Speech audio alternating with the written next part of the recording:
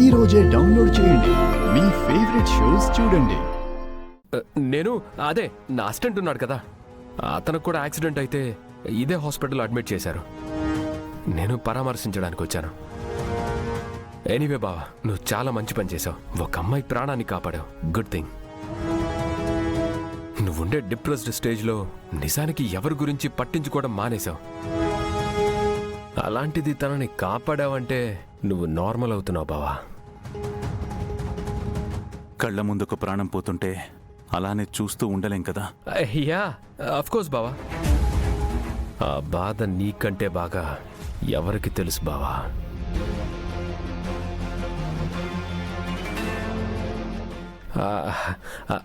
అందుకే తనని కాపాడుంటావు.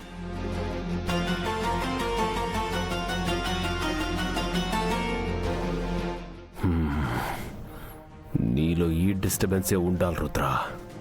నువ్వు నీ కథ నుంచి, నీ గిల్ట్ నుంచి బయటికి రాకూడదు. నేను రానివ్వను.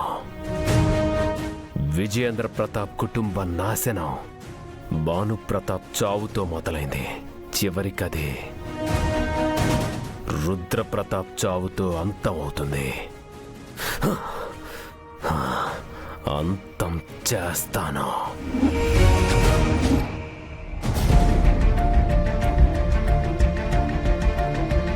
అమ్మా అమ్మా అమ్మా అమ్మా. గంగా, గంగా ఏటైందమ్మా? ఎందుకు ఎడుతున్నావు? గంగా, గంగా ఏటైనదమ్మా? ఏటైందమ్మా? అసలు ఏటైనది? ఏడవకుండా చెప్పు. అమ్మా, నాన్న ఏం చేశాడో తెలుసా? ఏం చేశాడమ్మా? అది నాన్న పెద్దోరింటికి వచ్చి గొడవ చేశాడమ్మా. రుద్ర సార్ని అనరాని మాటలు అన్నాడు. అయ్యో,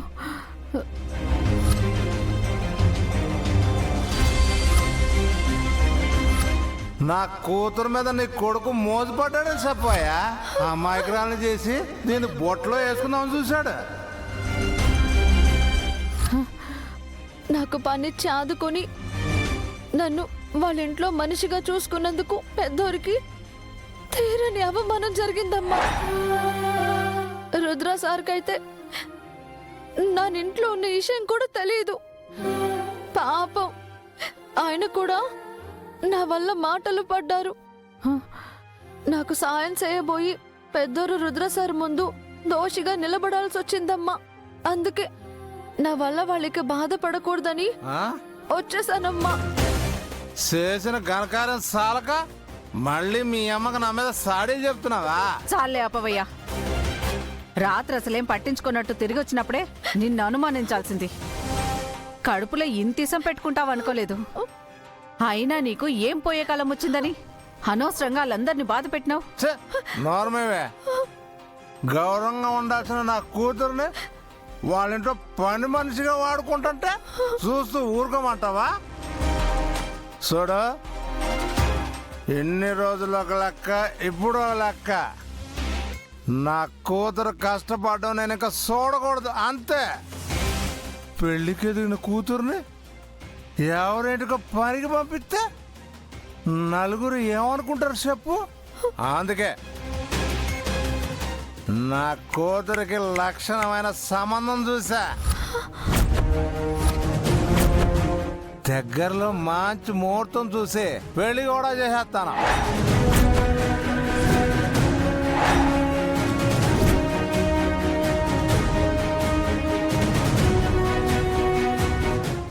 ఏమంటున్నావు నాన్న? నాకు పెళ్లి చేస్తావా? అట్టంటవేటమ్మా, తండ్రిగా అది నా బాధ్యత కదా. ఆడపిల్ల ఎప్పుడైనా అత్తారింటికి వెళ్ళిపోవాల్సిందే కదా. లేదు నాన్న, నన్ను పెళ్లి చేసుకోను. నన్ను అమ్మను వదిలిపెట్టి ఎక్కడికి వెళ్ళను. నన్ను లేకపోతే ఆ అమ్మని ఎవరు చూసుకుంటారు? నాకు పెళ్లి గిల్లొద్దు. అమ్మ అమ్మ, నువ్వైనా నాన్నకు చెప్పమ్మా, నన్ను పెళ్లి చేసుకోలేను. నాకిప్పుడిప్పుడే ఓ విషయం అర్థం అవుతుందమ్మా. ఏనాడు నీ కట్టం గురించి పట్టించుకొని మీ నాన్న ఉన్నట్టుండే నీకు పెళ్లి చేస్తానన్నాడంటే ఖచ్చితంగా ఏదో స్వార్థం ఉండే ఉంటది. ఏటే ఏటే నువ్వు మాట్లాడేది? నీ కంటికి నేను ఎట్టా కనిపిస్తున్నానే? మేకతోలు కప్పుకున్న పులిలా కనిపిస్తున్నావు. చూడు, నా కూతురు పెళ్లి కాకుండా ఇంట్లో ఉండిపోయినా పర్వాలేదు, కానీ నువ్వు తీసుకొచ్చిన సంబంధం మాత్రం నేను సచ్చినా ఒప్పుకోను. ఎందుకంటే నీకేదో లాభం లేదే నువ్వు ఇంత పట్టుపట్టవు. నీ కారణంగా నా జీవితం నాశనం అయిపోయింది. ఒక ఆడపిల్ల అయ్యుండి కూడా అది కూడా పడరాని కట్టాలు పడి ఈ ఇంటిని నడిపిస్తోంది. నీ వల్ల మేము అనుభవిస్తున్న బాధలు చాలు. ఇంతకు మించి నరకంలోకి నెట్టాలని చూస్తే మాత్రం నేను చూస్తూ ఊరుకోను. గంగా, నువ్వేం బాధపడకు, నీకు నేనున్నానమ్మా. నీ మనసు కట్టం కలిగించే పని ఏది జరగనివ్వనమ్మా. అమ్మా గంగా, నువ్వైనా నా మాట వినమ్మా. అది చాలా మంచి సంబంధం అమ్మా. చాలు నాన్న. ఎన్ని రోజులు నువ్వు తాగినా, ప్యాకాట్ ఆడినా, డబ్బులు పోగొట్టినా, అప్పు చేసి ఇంటి మీదకి గొడవలు తీసుకొచ్చినా అన్నీ భరించాను. అమ్మ నిన్నేమైనా అంటే కూడా నానే వెనకేసుకొచ్చాను. కానీ ఈ రోజు నువ్వు చేసిన గొడవ చాలా పెద్ద తప్పు నాన్న.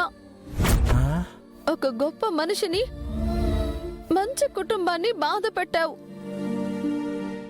అమ్మ చెప్పింది నిజమే, నువ్వెప్పటికీ మారవు. అమ్మా గంగా గంగా, నా మాటినమ్మా ప్లీజ్ అమ్మా. నా సీట్ తెలివి కదూ, ప్లీజ్ అమ్మా. నువ్వేం చెప్పినా నా నిన్నను. అమ్మా గంగా. ఛీ, ఛీ, నా బతుకు చెడా. ఏటి నా ప్లానింగ్ అంతా తారుమారైపోయినదేటి? అమ్మ కూతుళ్ళు ఇద్దరూ కలిసి ససే మీరు ఒప్పుకున్నానే సరే, ఈ విషయం ఆయనకి ఎట్టా చెప్పాలి? భగవంతుడా, కింగు మొక్కలాగా నేను కోటీశ్వరుని అయిపోతానని అనుకుంటే ఇట్లా జోకర్ గాని చేసేసావేటయ్యా?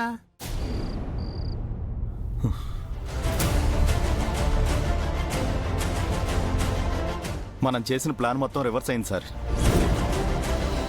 ఏం జరిగింది? ఆ గంగ పెళ్లికి ససేమేరా ఒప్పుకోలేదు.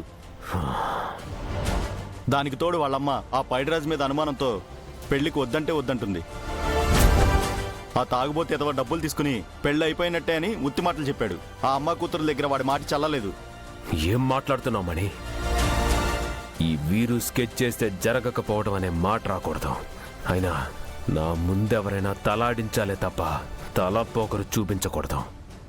తీసుకున్న డబ్బులు తిరిగిచ్చేమని ఆ పైడిరాజుని ఫోర్స్ చేయి. వాడు ఒక పెద్ద నాటకాలు రాయడు సార్. వాడిని నమ్ముకోవడం వేస్ట్. అయినా ఆ అమ్మాయి కోసం ఇంత తతంగం ఎందుకు సార్? సైలెంట్గా వాళ్ళ అమ్మని లేపేసి దాన్ని తీసుకొచ్చి మీ కాళ్ళ దగ్గర పడేస్తాను. Wrong thought.